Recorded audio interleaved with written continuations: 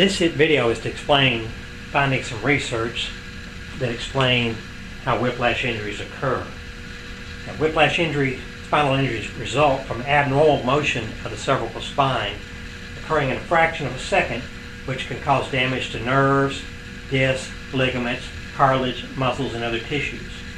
Now, essentially, in a rear-end collision, the torso is abruptly knocked forward and the head is momentarily left behind, causing spinal joints in the neck to suddenly buckle with tearing and crushing of tissues. Now, I want to interject here just a moment. There's a simple way to reduce your risk of injury. First, you want to make sure your headrest is at least even with the top of your head, preferably slightly higher. Then if you think you're about to be rear-ended, you hear brakes squealing, tires squealing, brakes locking up, see somebody come up really fast behind you, or hear collisions occurring behind you.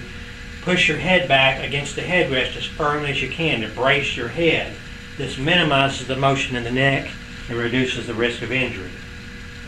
Now, normal voluntary motion of the head and neck begins with the head, and then each vertebra in turn bends some, contributing a share to the overall motion.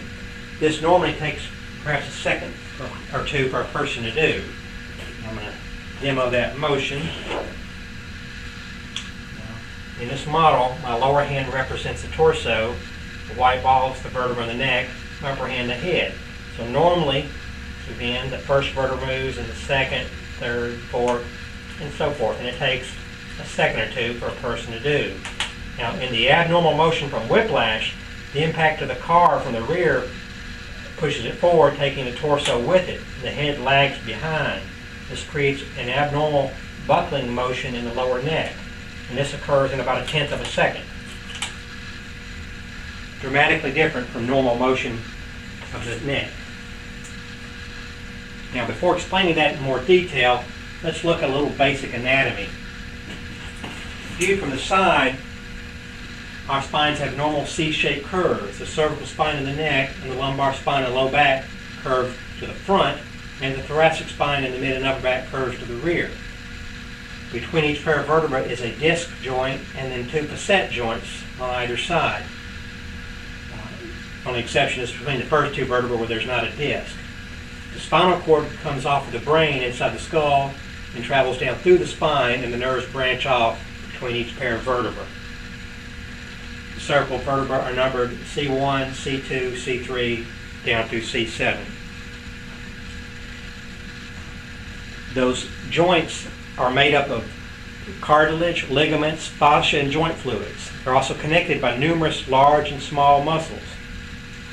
Now, in a typical whiplash injury, someone is in a vehicle that is struck from behind by another vehicle.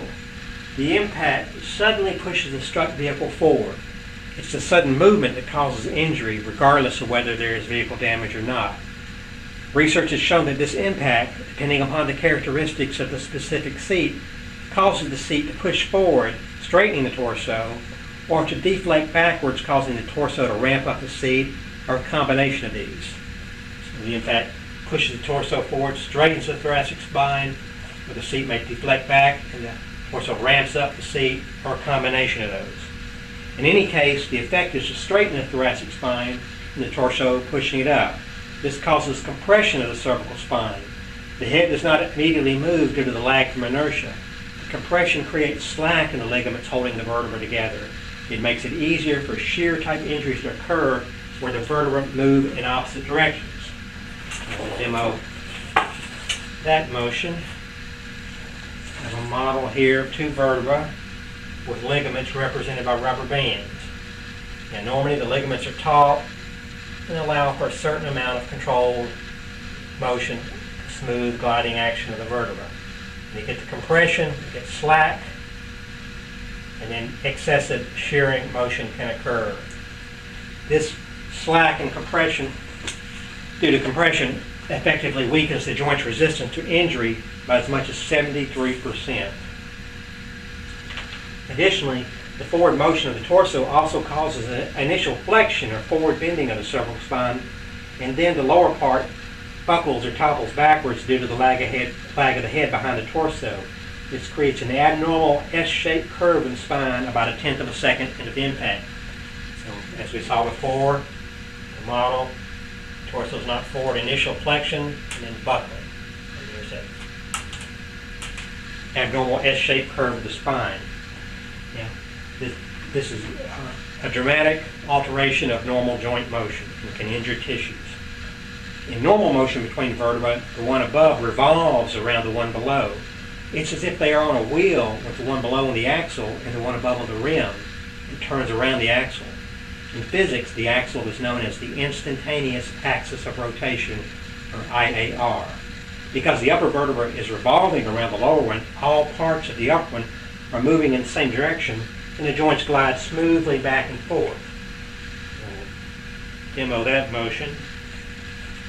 In this model, the white dot there is the axis, and there's the rotation as the upper vertebra revolves around the one below, and the whole vertebra is moving in the same direction. In abnormal motion from whiplash, buckling occurs because the axis, or IAR, has moved into the upper vertebra, causing it to rotate or spin upon itself. The IAR has shifted upward into the top vertebra and altered the motion because the weight of the head lagging behind creates leverage concentrated in the lower neck. So getting back to our model, torso knocked forward, there's the crowbar effect. The weight of the head is about 10 pounds, and it's multiplied several times over and concentrated in the lower neck. Demo the intervertebral motion with this model.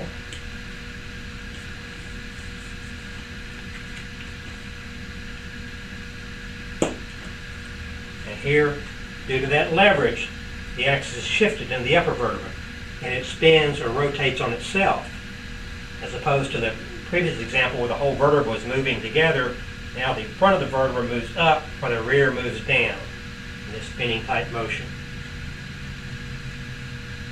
It happens so fast the vertebra can't bend and turn as they normally do and spread out the load. So this crowbar effect in multiplying the weight of the head concentrates the force at this level and creates that abnormal motion. This jams the upper facet joint into the inferior one, crushing cartilage. It can pinch down on the nerve where it comes out of the opening there and cause disc damage, tearing, and crushing in that area there. Additionally, muscle fibers around that area are often torn. Rebound motion can occur as the force overcomes the lag of the head, and then the head is thrown forward as the torso decelerates, adding more force to tissues that were just damaged. This description is of whiplash injury from an uncomplicated rear impact collision. Often other factors such as turned or bent head position, arthritic spines, secondary oblique impacts, and so on may significantly increase injuries. These injuries heal by fibrosis, also known as scar tissue, which is inherently less elastic, less resilient, less pliable, and less resistant to shear and tensile forces than the original tissue. This results in a decrease in normal joint mobility and circulation, can lead to post-traumatic joint degeneration, and recurrent, persistent symptoms that may interfere with daily activities. These will be discussed in more detail in a subsequent video, along with the role in chiropractic in promoting optimal healing of these injuries.